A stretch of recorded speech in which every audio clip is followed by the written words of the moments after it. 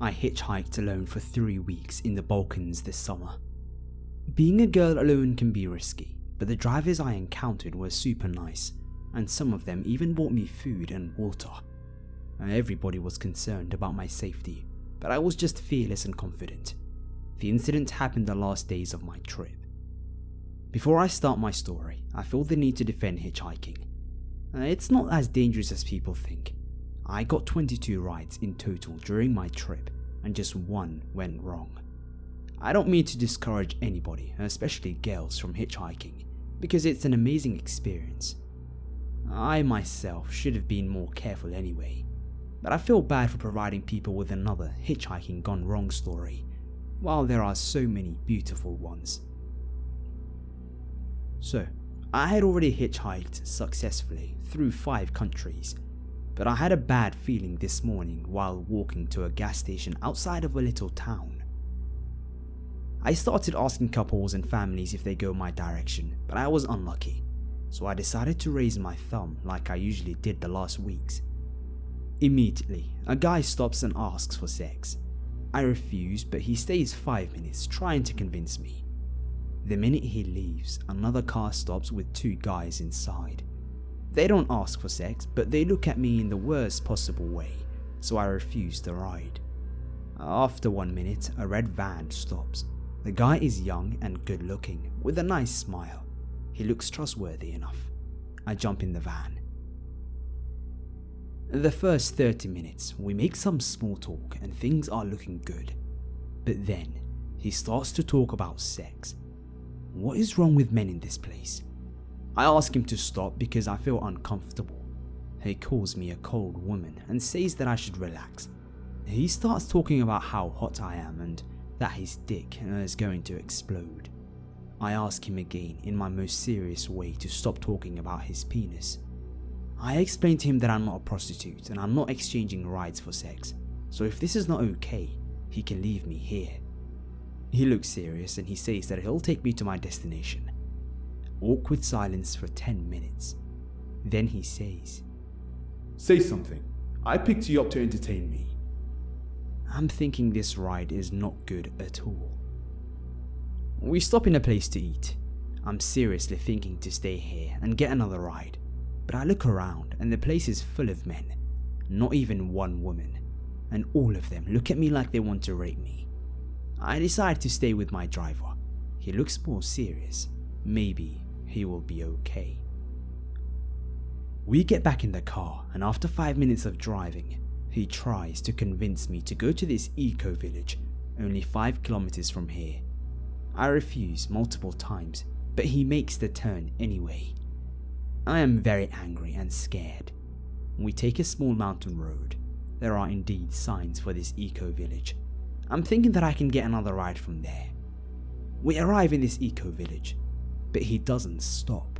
He keeps driving. This is the limit for me. I grab my backpack and open the door, then I jump out of the moving van. He keeps driving. I know he will make a turn and come back. I have to find a safe place. There is a woman working on a field. I go and stand in front of her. Indeed, the guy appears again, driving to the highway we were before. He stops the car for a few seconds, then he keeps going. I realize that I'm still in danger, but at least out of this pervert's car. I start walking, my hands were shaking. I arrive in this eco-village. I'm thinking that these people can help me, maybe give me a lift to the highway, because this guy could be waiting for me anywhere, and the road is mostly empty. I enter the eco-village and I go directly to the toilet. Before I enter, a woman stops me and she politely asks me if I paid for the entrance. I tell her that I really need to use the toilet first, and I'm almost crying at this point. She agrees. I enter the toilet and start to cry in shock. I try to relax, but it's hard. I go out of the toilet and this woman is waiting for me. I try to explain to her what happened, but I start crying again. She looks concerned. She brings me to her boss. It's a 50-year-old woman that looked to me like a mother figure, like a fellow woman in this world happy to help. I try to explain to her what happened while crying. She also looks concerned. she invites me into her bungalow, then out from the back door. At this point, she tells me something along the lines of, "Call the police, darling. You're not welcome here," before she slams the door in my face. I can't believe what just happened. I want to shout at her that tomorrow it could be her or her daughter in my place, that she's a mean person, and if this guy is waiting for me, she will be responsible for my rape. But instead I keep crying while exiting the eco-village. I start walking these 5 terrifying kilometers in this empty road. There is a man loading his car with his children around him. I approach him, begging for a lift to the highway, but he just tells me to walk. I think of calling the police, but I don't know their number, and I don't trust them anyway. But looking back, this is what I should have done. I keep walking and walking, trying to calm down. Sometimes, there was a house with a couple of people outside. Other times, there was nobody and I was shitting my pants. Luckily, no sight of a red van, and I finally make it to the highway. Now, I'm crying because of relief. There is a bus stop, and I'm very lucky. The bus comes after 1 hour, and I spend my emergency money for a ticket and arrive safely to my destination. I hitchhiked very carefully one more time after this incident. I think I need some time to feel comfortable on the road again, but I can't simply forget how beautiful hitchhiking can be most of the time.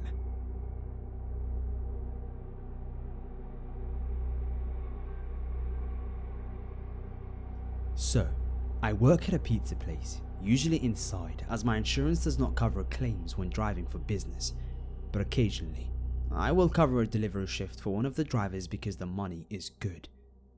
Our delivery area includes a few new development upper middle class cookie cutter neighborhoods, an older 1940s era village, some trailer parks, and a bunch of rural areas. Not rural to the point seeing hundreds of stars at night, but enough that you couldn't hear your neighbors yell.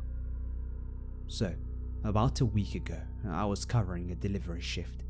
I come back to the shop feeling pretty good. I'm averaging $5 a delivery, and they've all been pretty close, and check to see if I have any more deliveries left. I have one left, to an address that I've never seen before. It's out on one of the more rural roads. I asked the kid who took the order what was up with this because there were special instructions on the ticket. He says, "They said go around the back because the front door is not operational." I'm like, okay, that's not that uncommon. People often want you to just go around the back. Either they painted the door, the house shifted and it's a bitch to open it, or they're just hanging out at the back. As I'm driving out to the house, I get an odd feeling. I don't really like the idea of going to the back of some house out in the sticks. It would all be too easy for some thugs to order a pizza to an abandoned house, then jump the delivery guy. I figure I'll scope the place out when I get there, and if it seems too sketchy, just call them and make up a story about how it's against company policy to go around the back of the house to prevent robberies or something. As I'm driving to the house, I realize it's towards the end of this road that gets less populated the further down you go. Great. I'm pretty near the address and driving slowly. I see this abandoned looking house and set back from the roads with no address and in a bunch of trees. I think to myself, that house better not be it. So I drive past and check the next house's address, and lo and behold, that abandoned looking one was the right house. Shit. At this point, I'm not too worried because it's in the boonies and the standards of upkeep on your house are pretty low, so a house in disrepair isn't unusual. I double back to this house and pull into the driveway. At this point, I'm getting bad vibes. It just doesn't feel right. So I park my car at the very end of the driveway with the rear of the car on the shoulder, so anyone passing by can clearly see it. At this point, I call back to the shop and tell them that I'm at this sketchy house, and if I don't call back in 4 or 5 minutes, call me, and if I don't answer, call the cops. While I'm on the phone, I take a chance to take a good look at the house. It looks extremely abandoned and not just in disrepair. The driveway is crumbling, bits are gravel, and there are weeds growing out of it. There is no mailbox, no trash cans, no car, no lawnmowers, no landscaping, no kids' toys, Absolutely nothing in the yard. The yard hasn't been mowed in what looks like years. The house is total crap.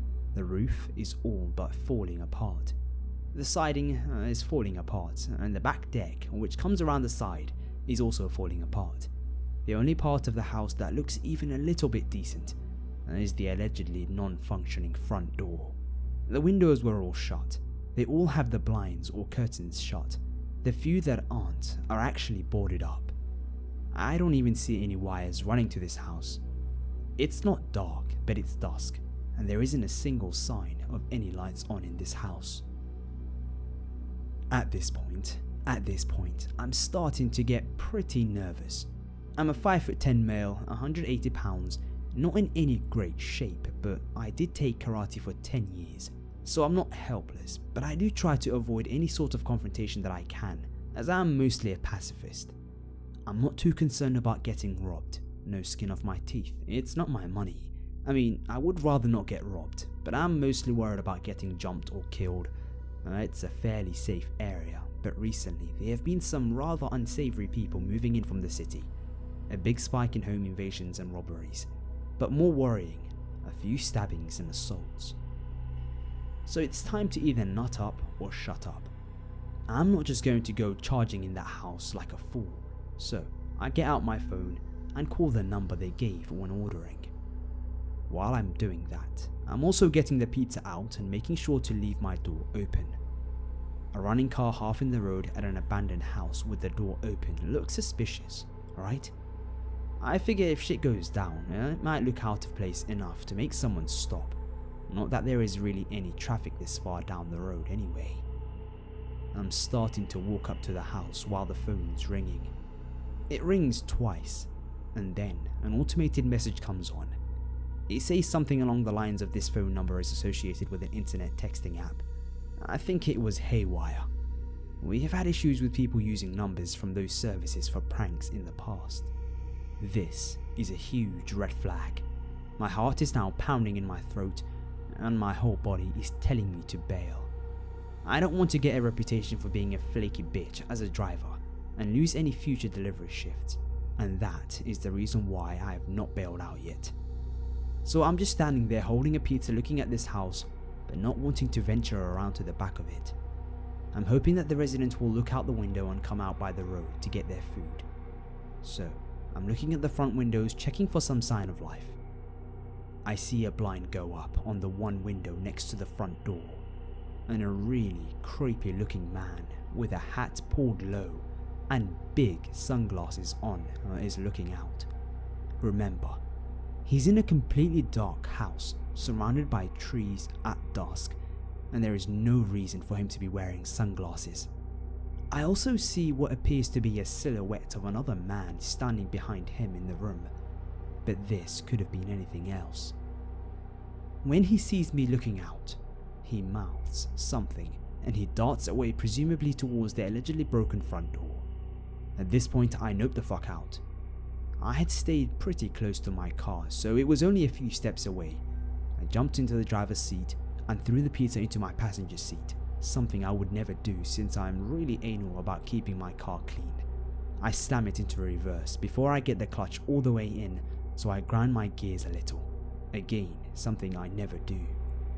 Without looking, I simultaneously slam and lock my door and floor it back towards onto the main road, slipping my clutch horribly.